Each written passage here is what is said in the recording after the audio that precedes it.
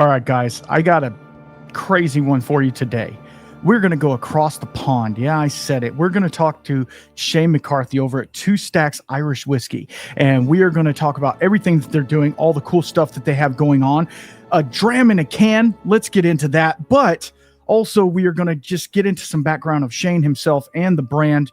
And I feel like it's going to be a lot of fun. And without further ado, here's Shane. How is it going? And thank you again for taking the time out of your day. I know we have a difference in time zones, and I don't want to take up a whole lot of your time, but I appreciate you coming on here and sharing your and Two Stacks story. Thanks, Randall. Great to be on the show. And yeah, you can give me any hour of the day, really, to talk about whiskey. Sometimes it's more turning me off talking about whiskey.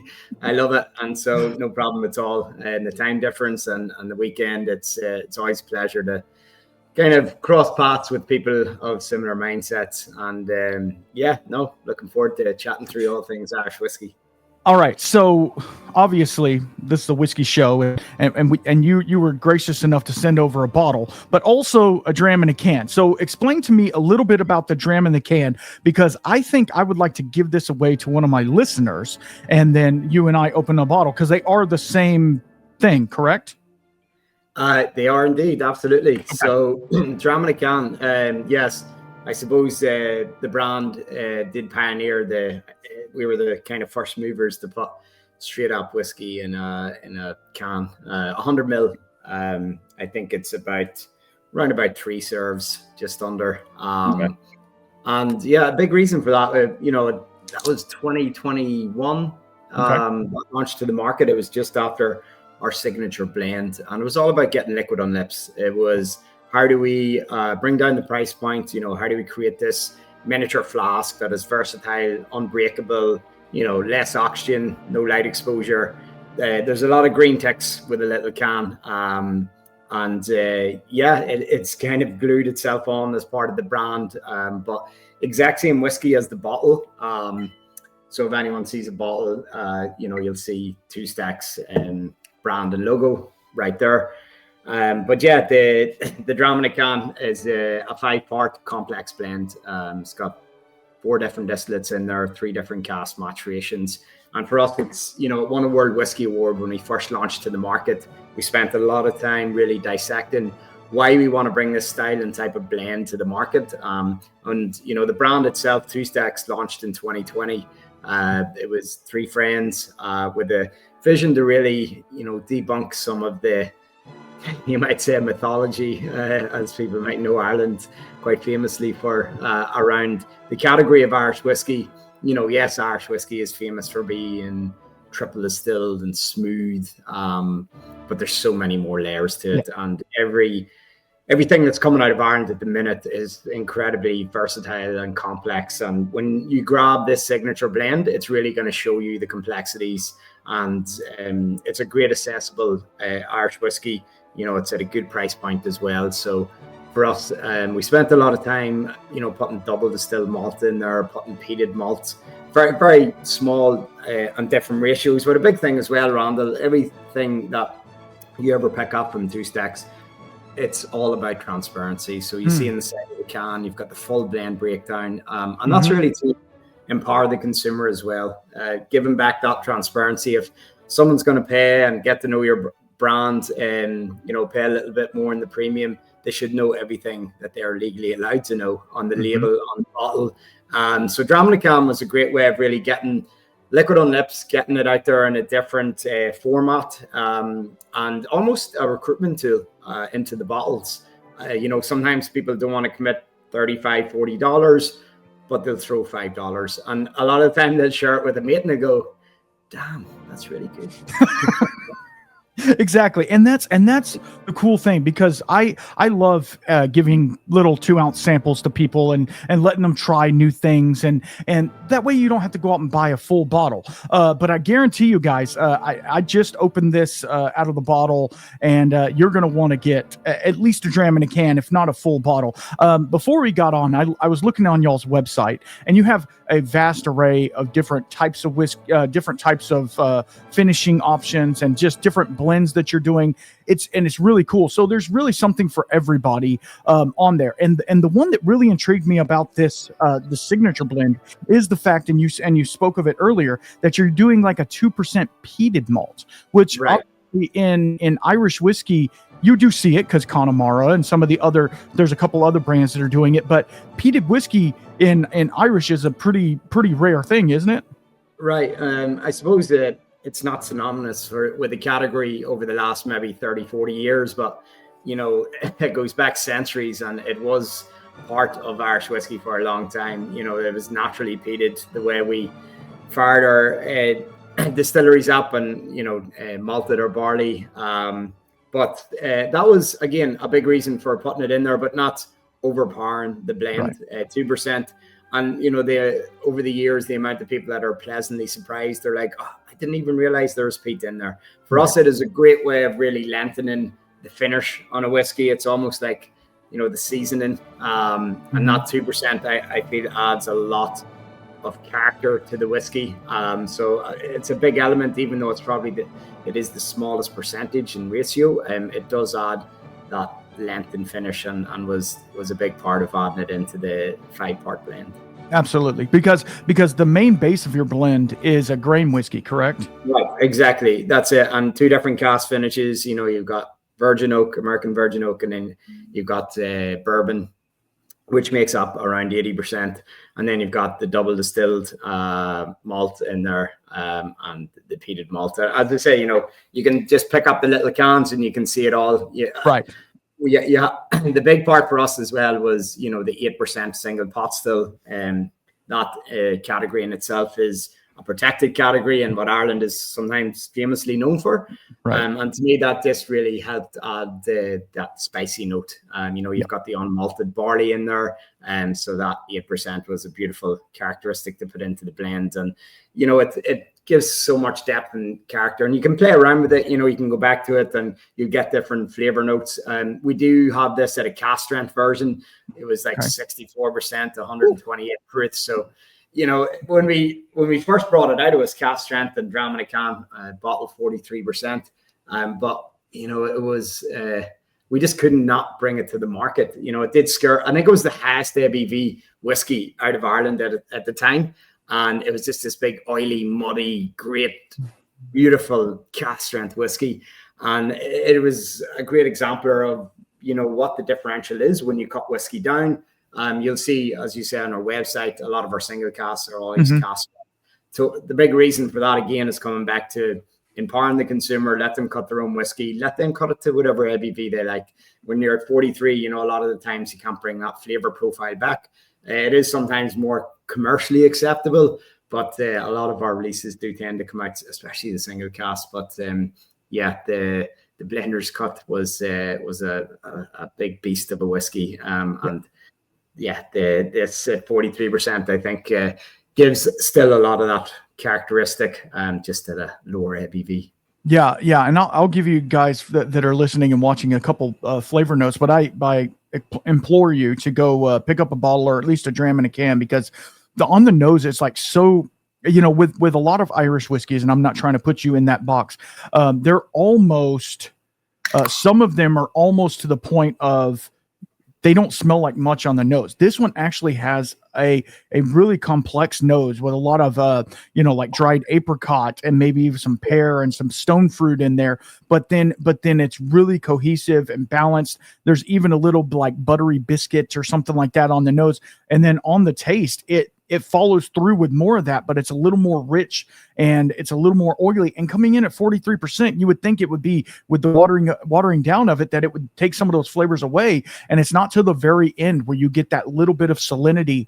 And I would say, me being a peated lover, a little bit of that brininess, a little bit of that petrichor type dampened earth or something like that. You don't get that till the very end, and it really leaves it with a nice finish that lingers for a long time. Because I've been talking for a minute and I can still feel it, and it makes you want to go back to it and kind of explore it a little more, which is really, really good. And the blend, to me, the blend is really cohesive in everything. There's not one thing that stands out. They're all just kind of melding together like a good blend should be. And I applaud you guys for doing that, because that's not an easy task when you're taking different distillation types of whiskey and trying to get them to make a cohesive thing. Because single grain whiskey is known to be a little brighter, and the flavor profile of it being a little bit less dominant, whereas the single pot still, that's a oily, just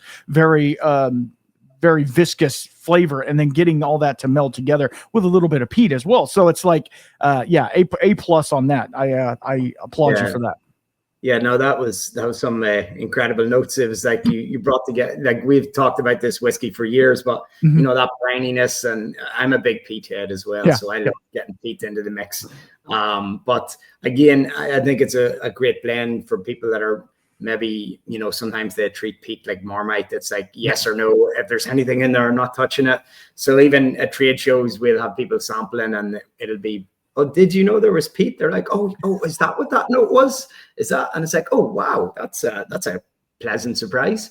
So yeah, there's a lot going on around the palate and the finish, and on the nose, like that's where it's most inviting. And I think, Randall, especially when people first came across these Dramamine cans, they perhaps thought, is this a gimmick? Is this? And then when they poured it out, it was like, damn, that's good Irish whiskey. And that was the whole reason for doing it. We were the first movers in the space, and we were the, we hand built a spirits canning line, one of the only guys in the UK and Ireland to have one. So it was huge risks and huge hurdles to really put that facility into place. But for us, it was a no-brainer to, bring down that price point and get great Irish whiskey out to the world, and just show the world that there is all this great stuff happening here in the island. And over the last 5-10 years, I'm sure, you've probably seen from following this space, it's incredibly exciting. It's all the personalities, the people, the new distilleries. But there's a lot of peat going on. You'd be surprised. There's a couple of peat-only distilleries and peated pot still. So, I always find when I speak about the category, and we've grown up over the last 10 years with the category, that it's still in its infancy. There's still so much more to come. So that's what excites me a lot about the Irish whiskey space. Awesome. Let's go back a little bit and talk about your personal story. How did you personally get started in the whiskey world, and what path led you to this place where you are now? So, bit of I'll distill down the story, but I was traveling the world, living.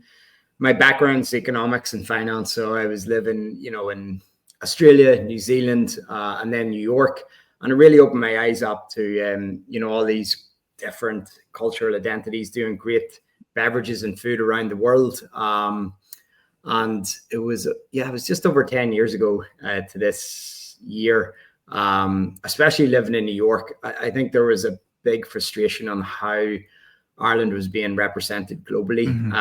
And I wanted to come back home and build something that was a true representation of the new cultural identity coming out of the generations in Ireland. And it wasn't this kind of green plastic patty, shamrocks and leprechauns and all that good stuff. So for us, my good buddy Liam that went to college with me, I was about 1.5 years into New York. I was home for Christmas having a few pints of the black stuff, and said to him, I'd love to set up something to show the world that the Irish beverage space has so much more to offer. And with that, we set up a business to consolidate what we thought was the best producers on the island. And we started working with all these, Irish whiskey 10 years ago, there was only still that 3-4 distilleries on the island. Right. So we dug our teeth with great craft breweries and cideries and apple brandy makers. And, it really showed us the love, the kind of artisanal passion that comes from, a lot of them are family owned or,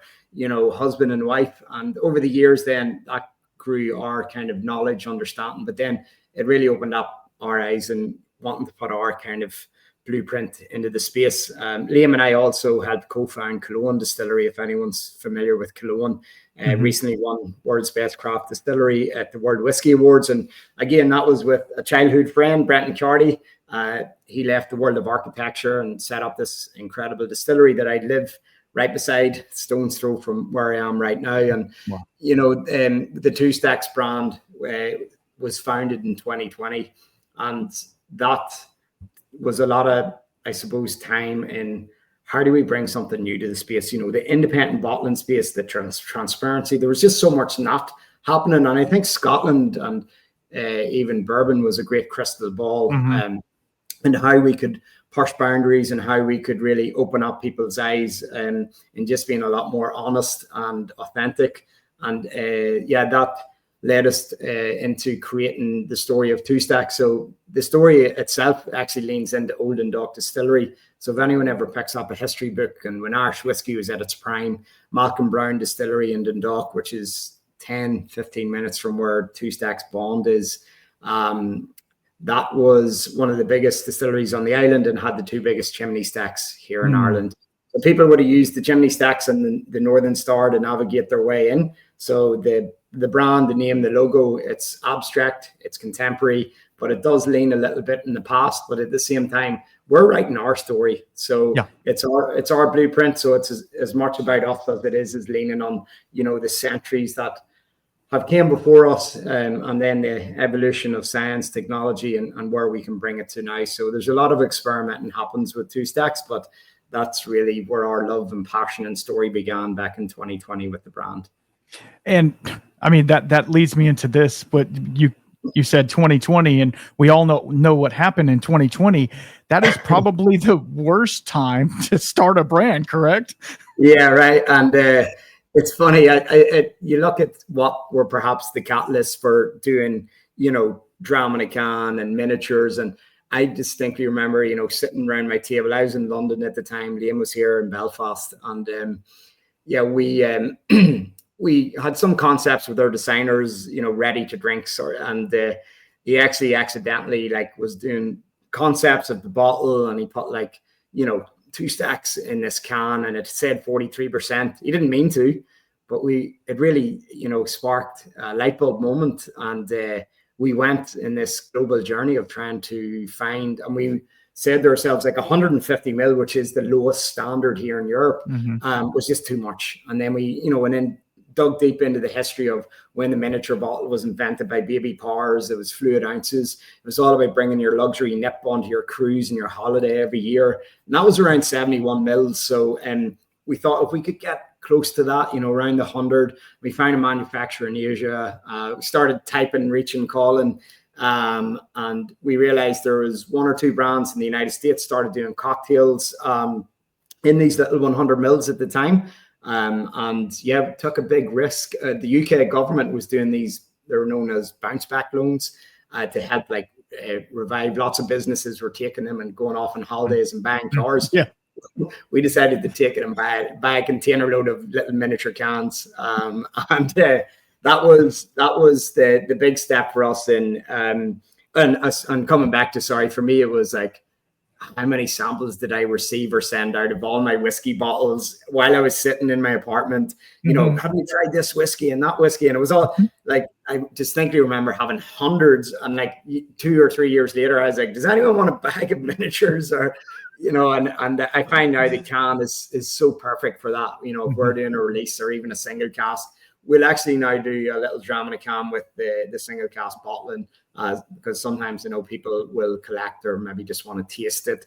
Right. So again, it's given choice and accessibility, because whiskey's for everyone. And that's absolutely. And that's what makes it so cool about, especially what you guys are doing, is you're like you said earlier, you're paving your own path. You guys are doing your own thing, but you're staying true to that heritage and that history that Irish whiskey has had this for hundreds of years. And it's really cool. You're bringing it back, reviving it, because back in the day, and I've done a lot of history on all different types of whiskey, but back in the day, there was whiskey producers, and then you would just go get a barrel from them, or have your hip flask and go get it filled up, and you knew which distilleries or which guys in their little mercantiles were making good whiskey, and you would just go pick out, say, hey, I need a dram of this, and then you would do home blending at home, and then that's where the guy who was like, oh, this is my blend, my signature blend, or whatever you want to call it, and then people started liking that. So it's really cool to see that you're following through that tradition, but you're also etching out your own path in that with the dram in a can, especially because it's something that the world hasn't really seen is a straight whiskey, no additives or anything to it. Like everybody gets those RTD, drinks that are cocktails or ranch water or whatever you want to talk about. But one of the questions I had, and you might not know the answer to this, is have you seen any long-term, and I don't know if there is any long-term effects of the whiskey in the can? Yeah, so that's a good question. And I think being, almost 5 years into it now, no. At the very first year, there was a lot of ready-to-drink cocktails, and sometimes there would be small seaming issues. If you nick the can, then that will discolor it. But other than that, 99.9% has been, to me, I would advocate for the cans to be better than the bottle, because there's less oxidation, there's no light exposure. When you crack your bottle, you drink through it, it's halfway down, you will start to get different tastes profiles from that, and the big thing is it doesn't break. You throw it across the room with a friend and you said, try this. It's just a great pocket whiskey. And coming back to the kind of history you mentioned there, Randall, about the mercantiles, a big part of our story is reviving the whole piece of Irish whiskey bonding. And, Two Stacks is first and foremost a bonder and blender. And you pick up a bottle, down the spine of it, it says bonder and blender. For people that maybe aren't familiar with the term, because I know you have your own categorization of bottled and bond, which has its own technical piece. Here in Ireland, it basically is, a bonded facility that allows you to bring casks from distilleries all over the island without paying the government taxes. So that opens it up to allowing you to blend. And at Two Stacks, we've got over 17, 18 of the independent distilleries under our roof. We do actually commission mash bills as well. So once or twice a year, some people might know that as kind of gypsy brewing, where you go in and take over the distillery. The difference, I would say, is there is a huge amount of trust to allow you to go in and take over a 15, 20 million pound distillery. So we've had to grow that trust over the years with our good friends in the industry and grow our expertise. We don't mind kind of cutting our teeth on obviously building Cologne was a huge learning curve for us as well. But going in, and a lot of the time what we'll do, Randall, is we'll actually revive old mash bills that would have been from the area or the region. We done a great one with Adara up in Donegal, which was peated pot still. We've one coming out, our first kind of commission mash bill, because bonders back in the day were known to be the lifeblood, the cash they would pay up front. It's the same way we've had to buy the whiskey, sit on it, bring into our bond, and excitingly, we are bringing our first commission mash bill out next month. But that just shows you the layers of what you can do with bonding. And when you look back at the island of Ireland, when bonding was at its peak, distilleries didn't bottle and label their own whiskies, as you've just mentioned. There was the bonders. There was the local grocer. You look at how a town was set up, or a village. Most of it was small villages. They all had their grocers. They all had their kind of licensed stores, or their bonded licensed stores. They were the entrusted guys. And in some respect, when you look at it, nothing has changed in regards to you need to build consumers' trust, and that's what they had to do. And one of the longest lasting ones are Mitchell and Sons, who do the spot range in Irish whiskey. And even when you look at Redbreast, there was a bonder as Gilbey's before it evolved into the brand Redbreast. So there's a lot of little dots when you dig a little deeper, and you're like, oh, bonding, right? So it's nice that we're part of that story with a handful of others in the island. And again, we're only getting started with a lot of it. These independent distilleries that we've grown relationships with and created these blends. They're only starting to come to the market over the last few years, so it's very exciting. So that leads me to my next question of how has the response been, not only in Ireland, but in the US as well? How has the response been with the launching of the brand and putting all this stuff out to market? So initially it was like COVID. We were all online. We're in Facebook groups. We launched it virtually at Belfast Whiskey Festival, which was also in its first year. So all of that has evolved over the years with so many festivals, and it's a great, great community here in the island. And the reception was like, whoa, this is a complex blend. It's not your 80-20 or your 90-10. And like, yes. And then it just gave us such a good story. And then people were constantly complimenting. I think we not to kind of bang our drum too much, but we certainly, I think, pushed and led the way for transparency, because some brands then felt the need that, oh, of course we should be doing this, and we should be, a big part of it was also, we always say where the distillate comes from, if it's from Great Northern, if it's from Bowan or Dingle or Ecklandville, and we say that up front. And for many, many years, people don't even realize the bigger brands, half of it comes from another distillery. It's just, so to me, if it just made sense. So that was very well received. It was incredibly, I think, eye-catching on the cognitive. It was almost like the, Japanese style, Yes. even Scandinavian. It was that minimal contemporary, and that was all on purpose. We spent so much time and effort. You look at the history of the monasteries, and you look at Columbanus and all the great guys that actually come out and across Europe. Like, it all exists here. There is an incredible amount of literature and creativity, and for us, it was a natural thing to do. So when that all came to market, there was it was in a stock bottle. Now it's in fully embossed, 100% recycled natural cork. And again, that's just the evolution of the brand, but it was a great, people, I think, were pleasantly surprised, and it was incredibly well received, especially in the United States.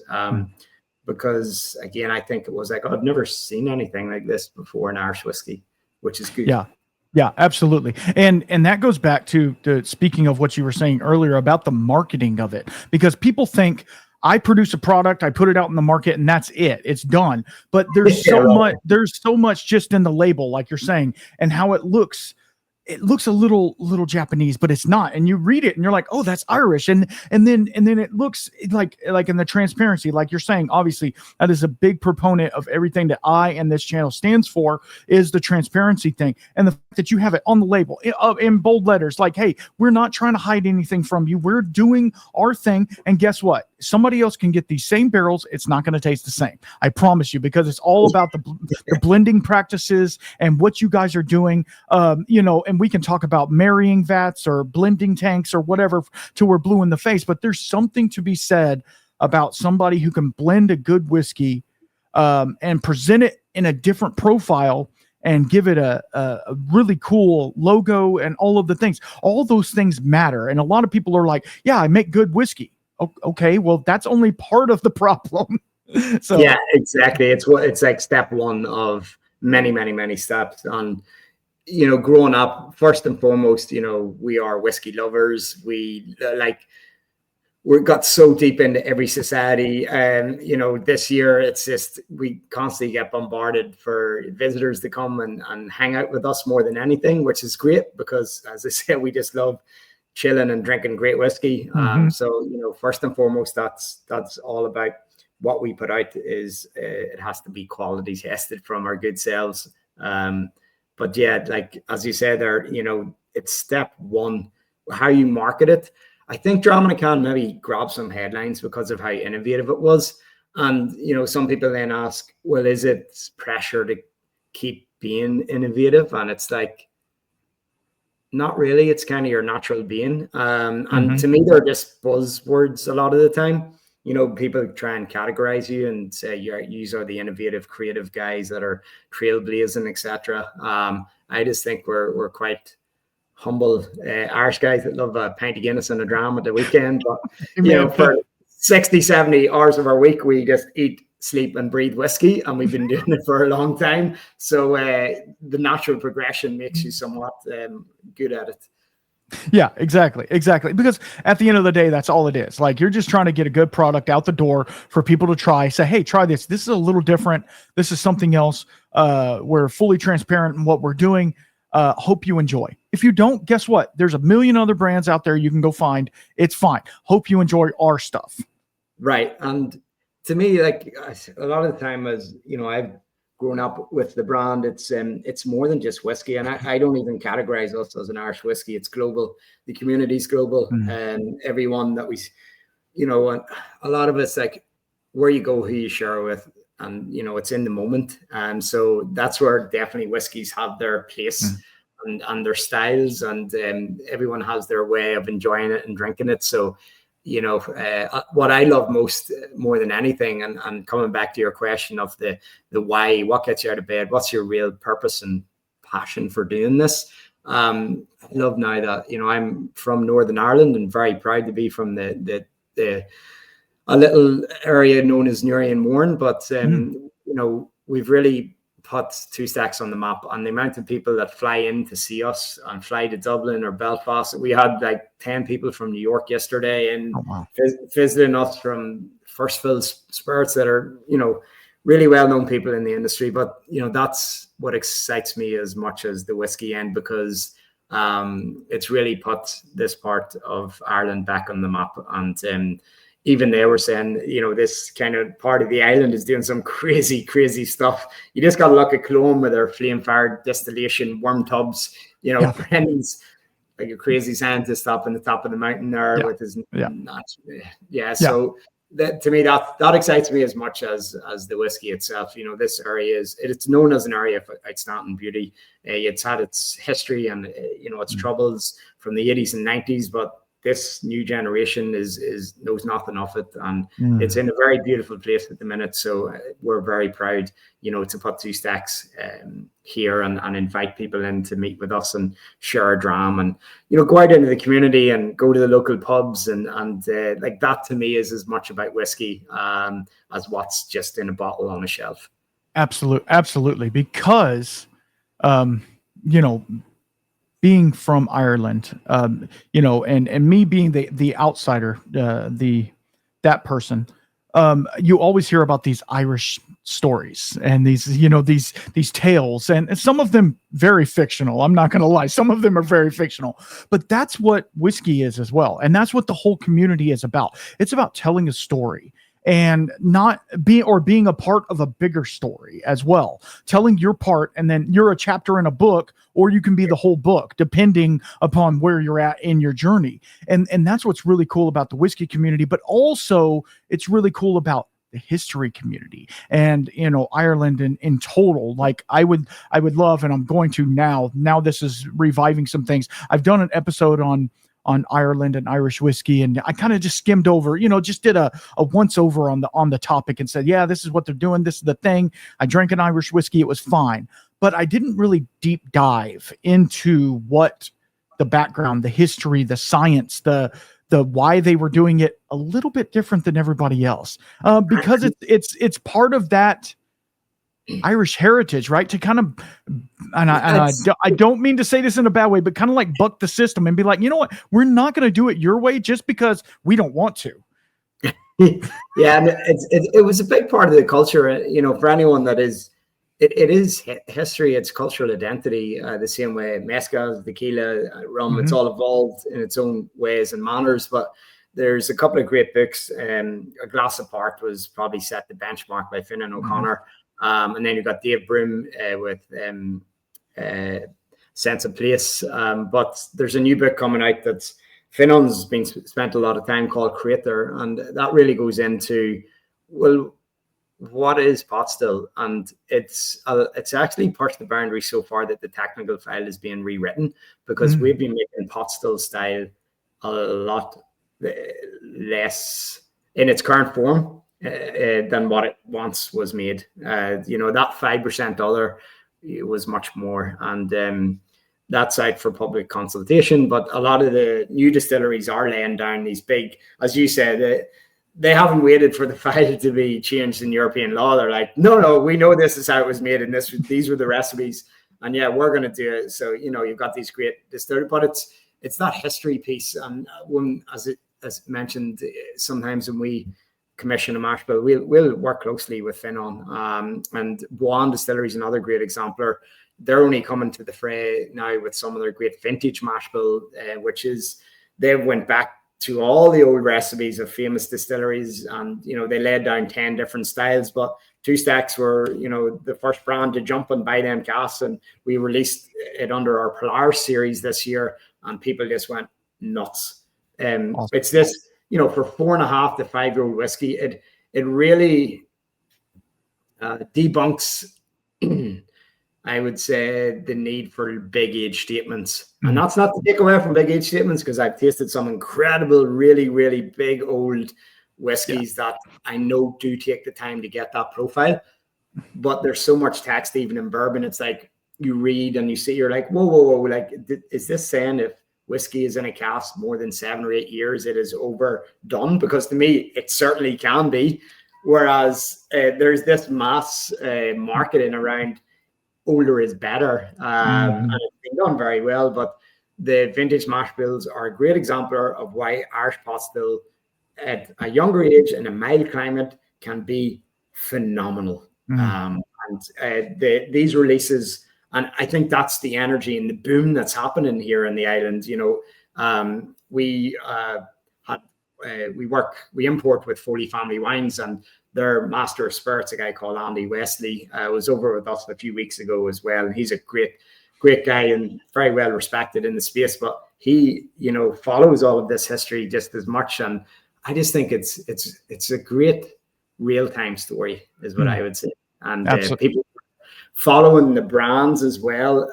It was actually a guy in Sweden said to me recently, he's like, what's the biggest difference between Irish whiskey and a lot of other whiskey brands, or, heritage Scotch?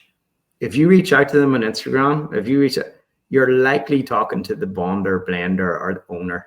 You do not get that in many other brands. No, you don't. And I can tell you that from personal experience, reaching out to a lot of these brands. I reached out to Ardbeg, a great Islay Scotch, right? And they said, they actually responded back and they said, sorry, you don't fit our profile. Cool. That's fine. At least they responded back, right? I've done that to Wild Turkey, Jim Beam, all the big boys over here in America, and I can't even get a call back. I'm like over there waiting by the phone, waiting for these people to call me back. But maybe that's not the type of people that need to be on my show. Exactly. And so that as you were talking earlier, and I didn't want to interrupt you because once you get on a roll, I don't want to stop. You were talking about mash bills, and I think a lot of the listeners are going to say, well, mash bill, what do you mean? Because everything you're doing is barley, correct? So how is there a mash bill? It's just barley, different types of malted barley, maybe some unmalted barley, which is still considered barley, right? So it's like, how are you creating this mash bill? If you want to explain that a little bit. Yeah. It's all about mash bill and pot still. And what I would say, some bigger players have played it safe and, as you've just said, well, it's just malted and unmalted barley, right? No.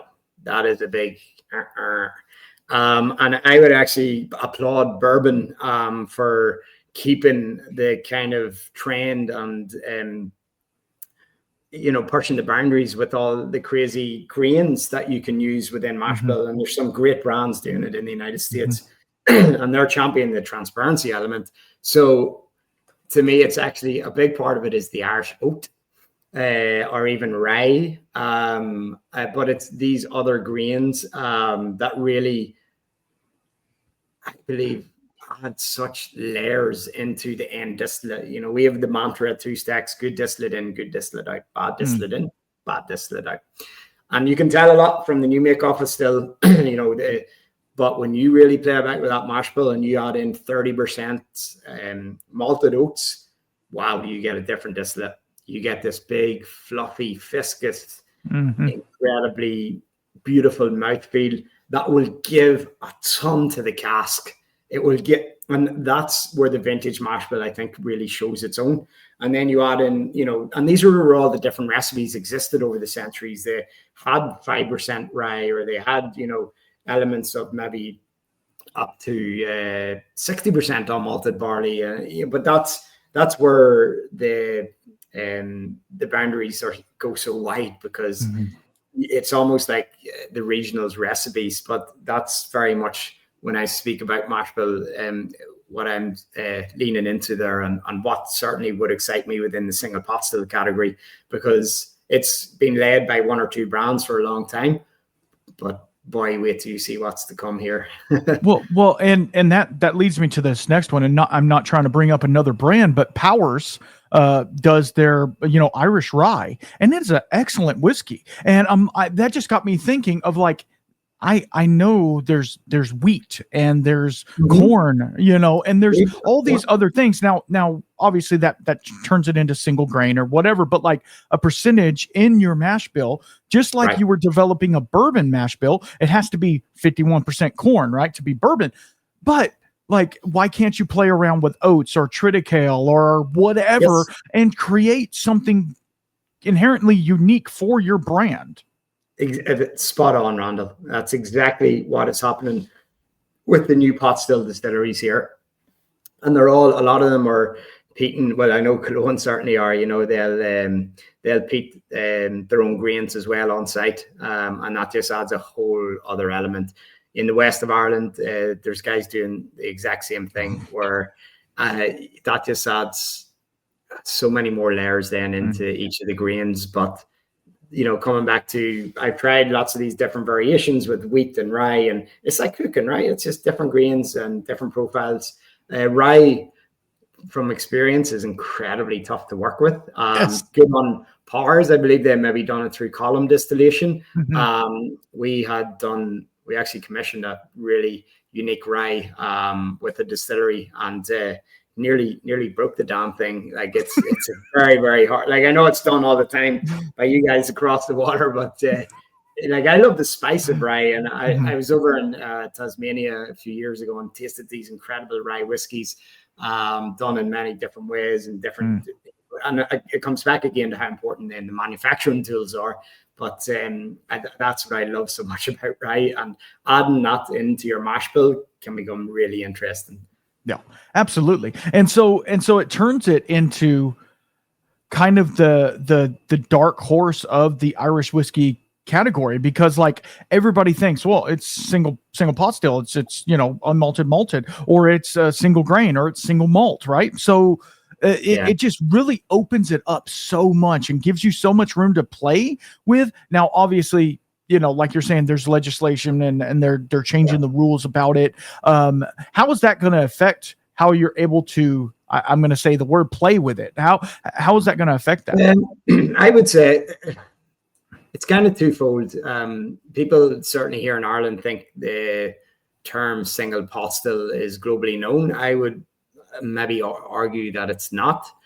People actually are like, well, isn't single malt done on a single pot still? And there's a little bit of a gray area. So yes, it might be known in certain regions, but people are already releasing it. The big piece, if that file changes, it means that you can put our single pot still onto the front of your bottle, the same way, all protected beverages. Yeah. So people are already releasing, they're just not putting it with that terminology.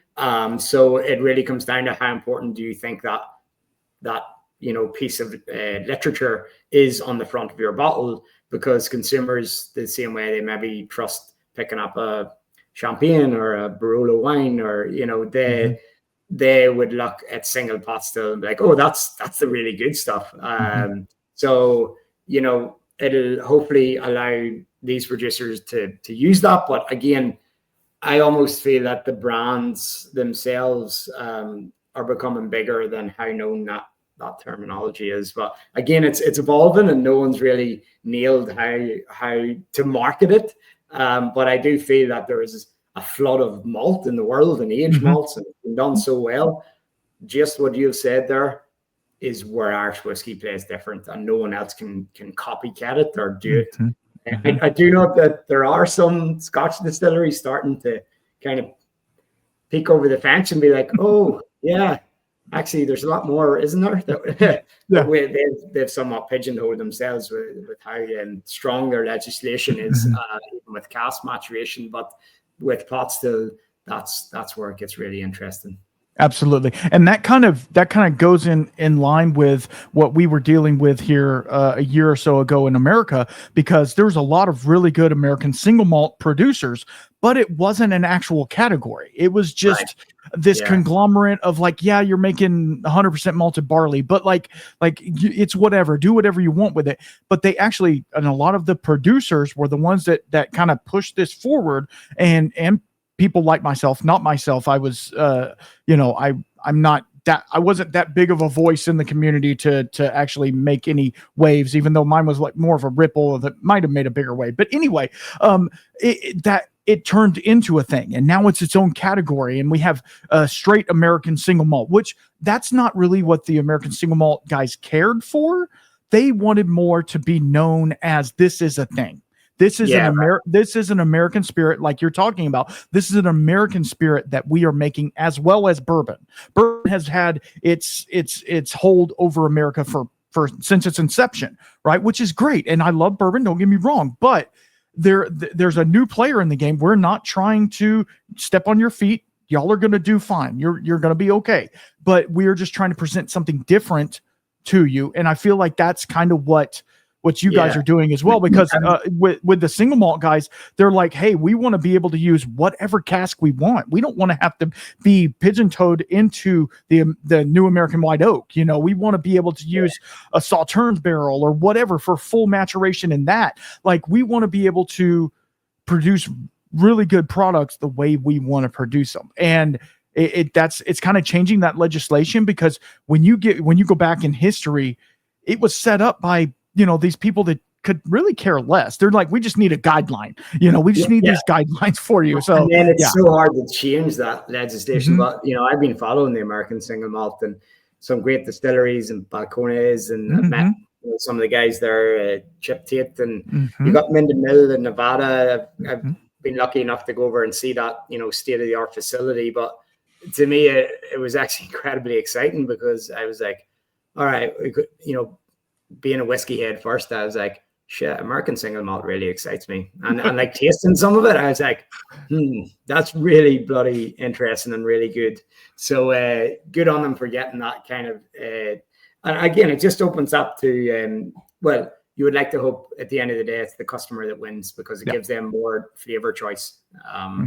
So yeah, that I did see this year that it was finally kicked off. And, it's a big thing for, it's a big thing for whiskey in general. It actually helps bourbon. I feel like it helps, because like then people are saying, well, what's that going to do to Scotch and Irish whiskey? Because people are going to tend to, and we're not talking about this, but also there are some government things in place right now to make it harder for somebody like myself and somebody like yourself to purchase whiskeys outside of your general area. And so it does make it different. So people are like, okay, well, I'll just buy. I know a buddy of mine lives in Canada, which is, you know, for me, it's not that far. Well, it is far for me, but you know what I mean? It's a lot closer to where you are. And he's like, I'm just going to stick with Canadian whiskey. I'm not even going to worry about the American whiskey. And do you see that happening with these government placements going on? People sticking more to that? You know what? I think, and again, it's perhaps it's my viewpoint.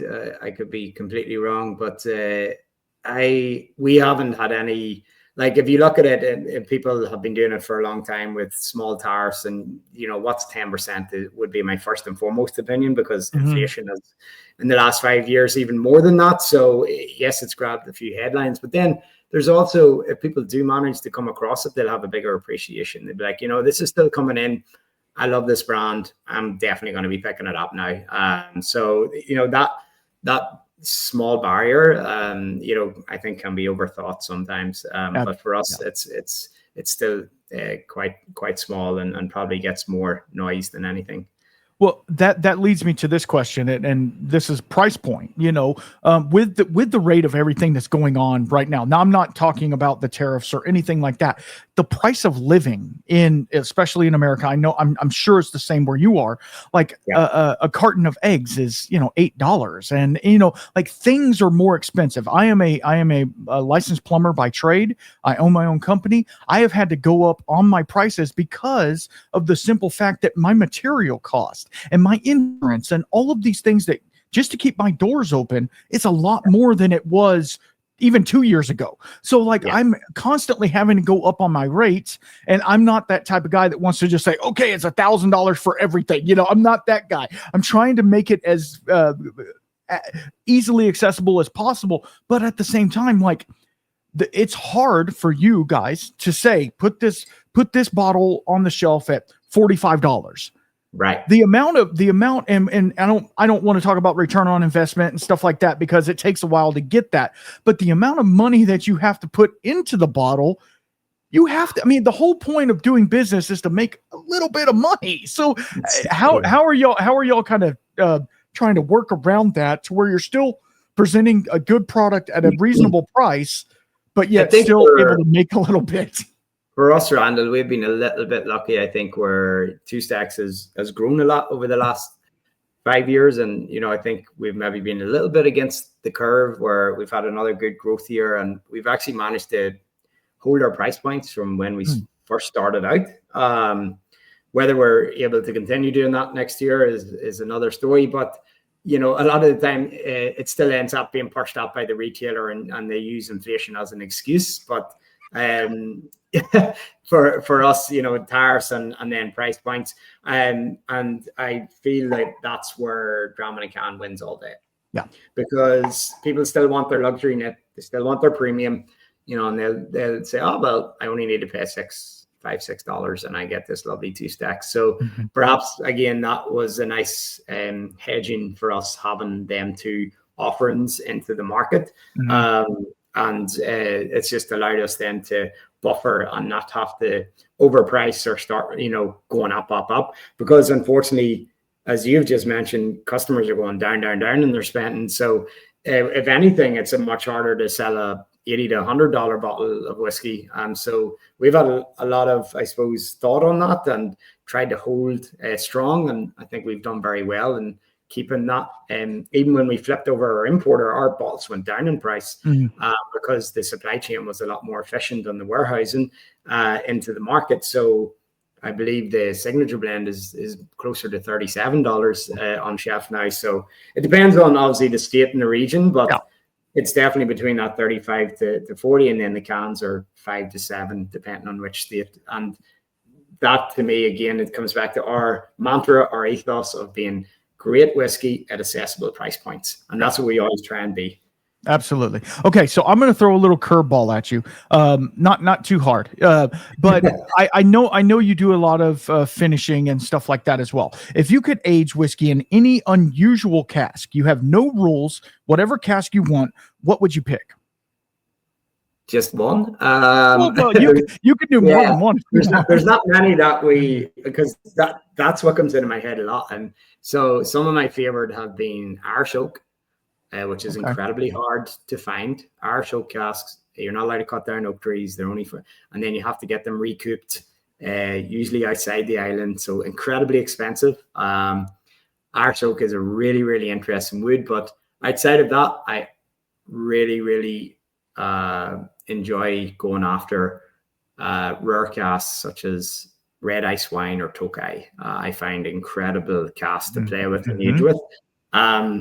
They're the ones that have always been top of my head to try and seek out. There are other ones perhaps, but they're the ones that if I had an endless supply, I would do a lot more of them. Sherry's obviously have been done a lot of the time, but I think they add the Tokai and the ice wines are so unique and they add such a beautiful profile, especially into the single pot spill of the unmalted.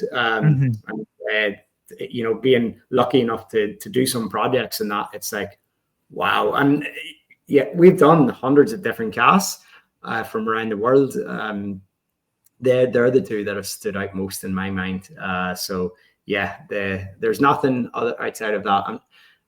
That's. What about you? What is there any? I'm curious.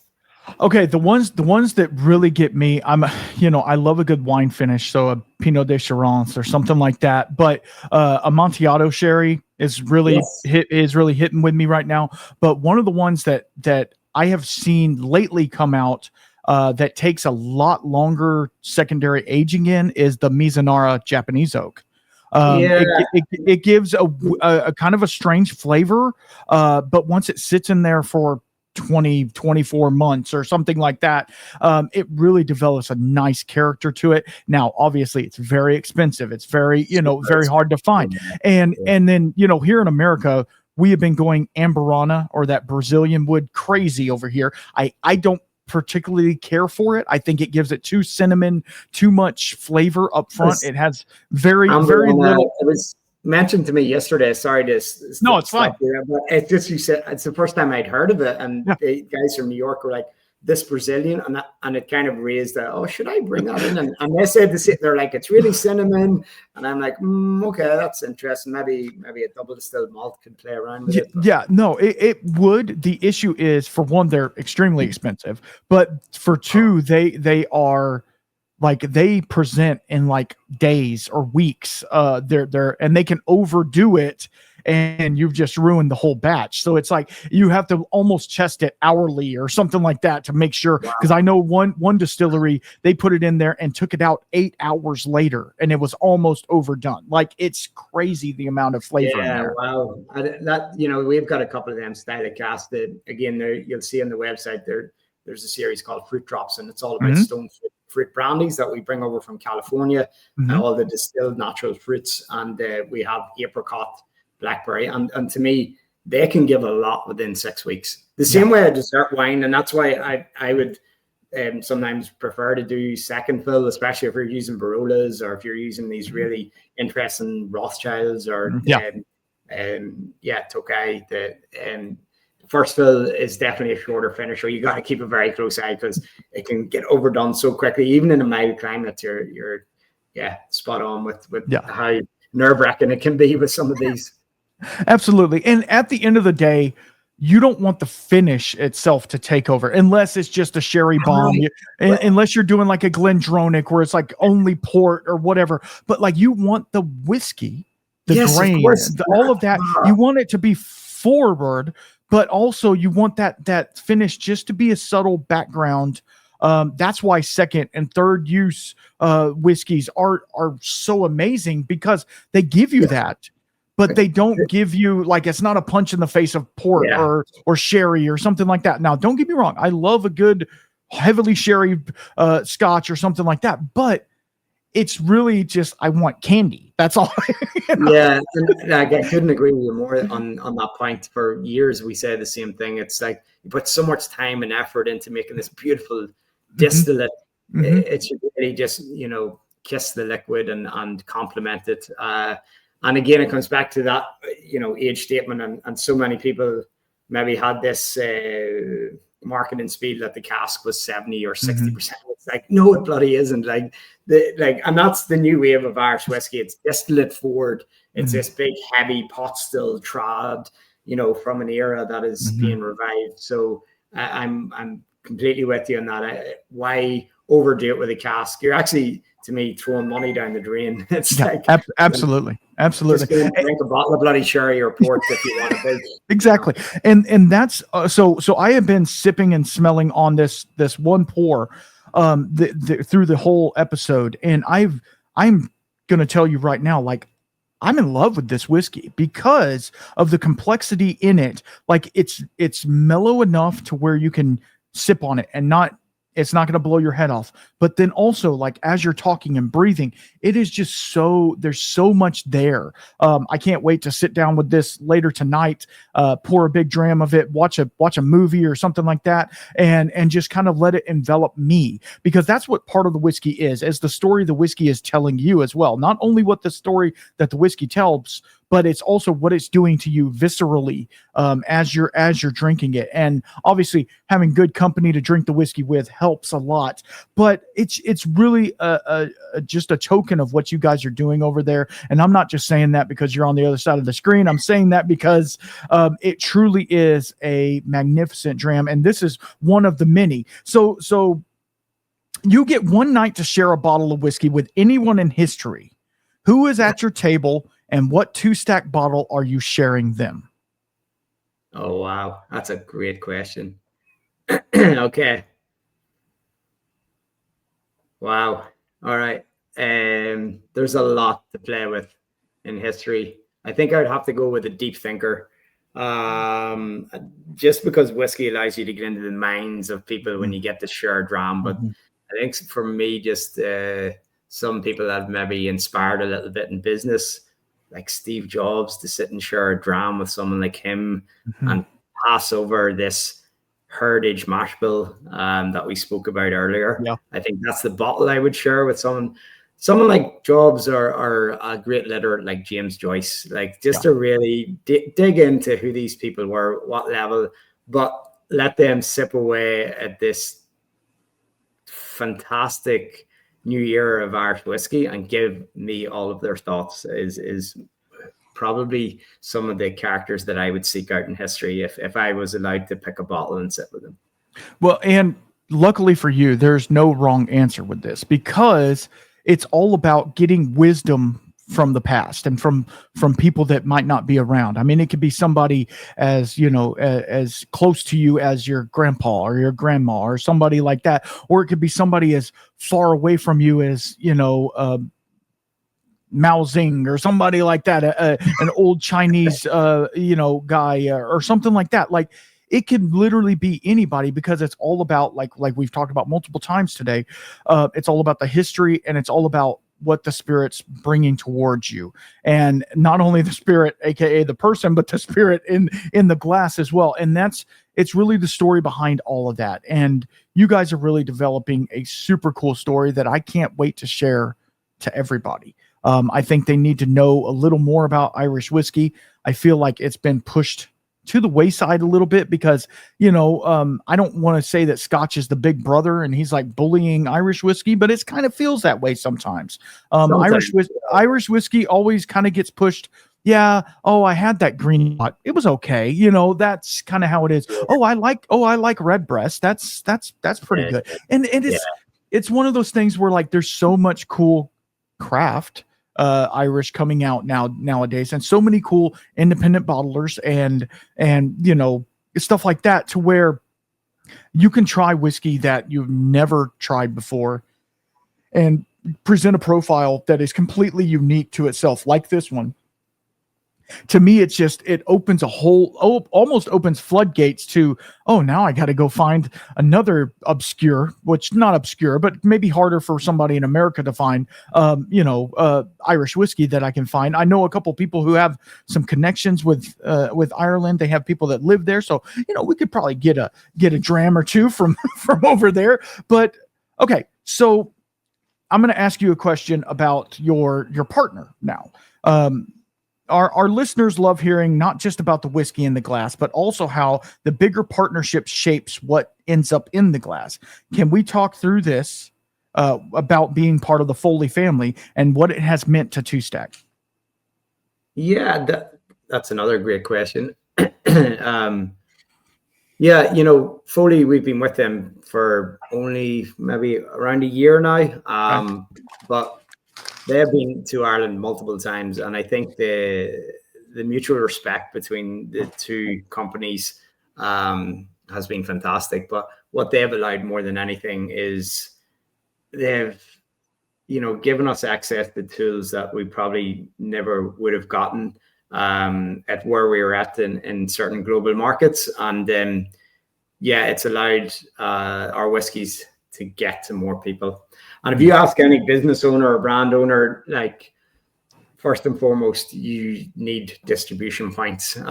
So that's been a great piece of it, but also the team. I think there's a very similar synergy between kind of the humbleness, the kind of smart people, but we both mutually respect each other. And every time we're over, we have plenty of pints of stout and whiskies and just general chat. So that camaraderie has been built strongly in a very short period of time. But you know what they brought to the wine world, and I had to be honest, do a lot of reading. And you know, before we partner with these guys, they've got a great reputation for doing premium well and kind of letting the people and the passion lead the way. That to me has been phenomenal, and I don't think. Maybe I'm biased. Give it another few years, I'll be like, oh, fucking yeah. But I don't think there's many do it better. So that's been a great, and you know, they've got lots of new exciting brands in their portfolio, Romans, bourbons and American single malts and tequila. So we're all becoming of similar mindset. There's a good friendships there when we don't meet up too often, but when we do, you know, it's always very friendly and of similar speaking, just like you and I today, Randall. You know, I think you wouldn't have realized, we've been talking just off the tongue for, it seems like 2 minutes, but that's what happens whenever, as I said at the start, whenever we sit down and talk about something that we love. Absolutely. And for those listening and watching, the Foley family also has Minden Mill, which we had Joe O'Sullivan on to talk about what they're doing over there. Some amazing bourbon, single malts, rye, all the things. And so it's really cool to see a broader scope of that portfolio, and what you guys are bringing to it is something completely different than what they're doing, which is super cool to me, because like it just expands that portfolio so much more. And then you have the ability to hopefully one day maybe you can get a old bourbon barrel of theirs and age some of your stuff in it, and just make these collaborations throughout the bigger company brand, which I know Diageo and all of these other guys, they do that as well. Like, hey, this was aged in a Balcones barrel or whatever. Like, it's so cool to see a bigger brand or a bigger company not sit there and say, you have to restructure everything you're doing in your company. You are going to follow these guidelines. They just basically say, we are going to help you, lift you up a little bit and say, here's what you need to move forward, and not mess with anything unless it's like, you're like Uncle Nearest and you're $160 million in debt because you were buying houses in Martha's Vineyard. Then we can talk. But until then, do you well, and in the end, we all make from that, and that's the good thing. And I'm not promoting the Foley family or anything like that, but that's the good thing about a company like that, is all of the branches are their own branch. Let them do them, and it all funnels back to everybody succeeds when one company or all these companies have the same amount. It's kind of like when you have kids, right? Like everybody says their first child, I love that child so much. How could I love another kid more? Well, then you have another kid and you're like, oh, well, your love just changes. And I'm hoping that's how that family dynamic works. It just changes with every new brand that comes in. It kind of changes a little bit. And the fact that Loch Lomond's on there is pretty amazing as well. But anyway, that's beside the point. But it's really cool to see the dynamic, and I'd love to sit down and talk to a couple of you guys and kind of see the the round table type thing, talking about the different brands. It's really cool. Okay. Any last things that we need to discuss before we get out of here? No. I think for me, I've done a few podcasts, and I think, for me, hopefully someday we get to share a dram. I know you had a great question about, who, I think a better one for me is who in the future I could share a dram with. So I do hope we cross paths, whether it's some of the whiskey fests, Randall, or over in, I'm not sure if you traveled to many of them, but I do hope that, we get to share a dram, or if you come over to Ireland, you get to see our facility and setup. And I thank you for all of the time. That was, as I said, it was just like talking to a good mate on the phone, to be honest. So, well, I appreciate that, because it's taken me a minute to kind of process this and get it the way I want it, because every podcast is a little bit different. Everybody does things a little bit differently. I try to be less structured than some, but I have to keep it on the rails. We got to have a start and a finish to this thing. We're not doing Joe Rogan numbers over here. We're not trying to do a 4-hour podcast, because you and I both have other things to do today. So it's one of those things, but, so I will have all of this down in the description below, but if you want to give some of the contact information or the website for where somebody could pick up a dram in a can, or if they want to pick up a bottle, because you better bet, guys, I'm going to their website as soon as we're done here, and we're going to look at a couple of other bottles for sure, because from what I've just tasted, it is absolutely fantastic. And I'm not just saying that because the man is sitting across from me right now. It is absolutely fantastic. If you're into Irish whiskey, if you're into whiskey, period, they're just doing some really amazing things. And the transparency, I have to applaud you again on the transparency. Everything is written in bold letters, so right there in front of you. They're not trying to hide anything, and I love that so much. Thanks, Randall. And yeah, people can check more of the story out on twostexwhiskey.com. And as I say, I think we're across maybe 30 plus states now, so a lot of the retail stores will hopefully have that signature blend and our single grain and dram in a can. So please do feel free to pick a whiskey up if you see the Two Stacks sitting on the shelf. Absolutely. And the cool thing I saw on your website is you have like a multi-pack of the dram in a can where you can have multiple different offerings. There he goes. He's holding it up right now. Well, it only has one can in it, so he's been dipping it now. I've been drinking the other ones. But that's what's really cool is like you can try before you buy type thing. It's kind of like renting a car. You know, you can try it, find the one that you like, and then buy a bottle of it, which is super cool. So yeah, like I said, I'm going to give away this dram in a can to a listener. I will wait till this thing comes out. I will do a poll, whatever, a giveaway. And if you guys want it, because I want to be able to share this with the world. So I appreciate you, Shane, so much for coming on here, hanging out with us. It's taking the time out of your day. And stick on. I want to talk real fast, but y'all be good. Make sure you drink water. We've been drinking water throughout this whole thing. It's not hot. It's only 78 degrees in the shed today, so it's not super hot yet. But y'all be good. And until next time, keep your spirits up. If I can find the end record, that would be great. Y'all be good.